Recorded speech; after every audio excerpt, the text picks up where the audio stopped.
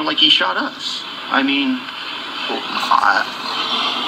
if he'd have killed my kids, I couldn't be more dumbfounded. I mean, it doesn't. So there's nothing. Last communication. There's nothing. After the. I mean, I can show you the text. He said, how's mom? Did you get power? I mean. Why is he not crying though? I don't see no tears or That was nothing. it. There's absolutely, we have nothing. Like I said, we have nothing for you. I'll be breaking down. I mean, I hope someone figures out. Because we'd like to know. Were you a close family? You guys, I mean, it seems like a good son if he's checking on your mom. I live here. He lives in Mesquite. Once again, public record stuff you'll find out. I mean, I live here. He lives in, we're not that close. I mean, we talk on the phone occasionally. He calls my mom and talks to her. There's no mental health issues. There's no there. Not that we know of. I mean,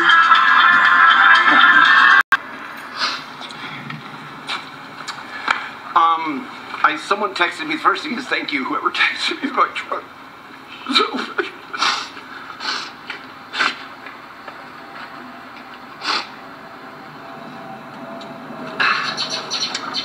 Someone texted me, I don't know who, Reuters or somebody texted me thank you, that with an update that I didn't have because I took my mom to the doctor. How's your mom Supposedly Steve, I'm sorry? How's your mom doing? She's okay. I mean, do you want that kind of background real quick about my mom? I mean, my mom was born in the Depression. She's had a tough life. Her husband was a total he ran off, left her with 4 kids. She raised 4 kids on a secretary's salary in the 60s and 70s. And some of us weren't real good kids. I mean, you guys are probably going to investigate me. I wasn't a wonderful human being when I was a kid. We were bad kids, okay? That's, at some level.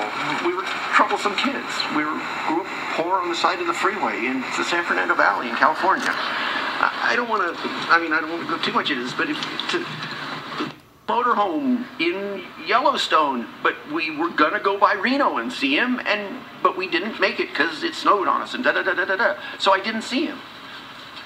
But with my son, if you're gonna call him crazy, if we were gonna call him crazy because he's an angry person, then you had better call everybody on the news from 4 o'clock to 12 o'clock at night a crazy person. Okay, that's the end of the day. Was he an angel? Of course he wasn't an angel. Did he about people who annoyed the crap out of him? Of course he did. Well, But I'm not talking about that. I mean, you find me anything, anywhere. People who have no reason to tell you that he was a nice guy. People who used to pay him rent.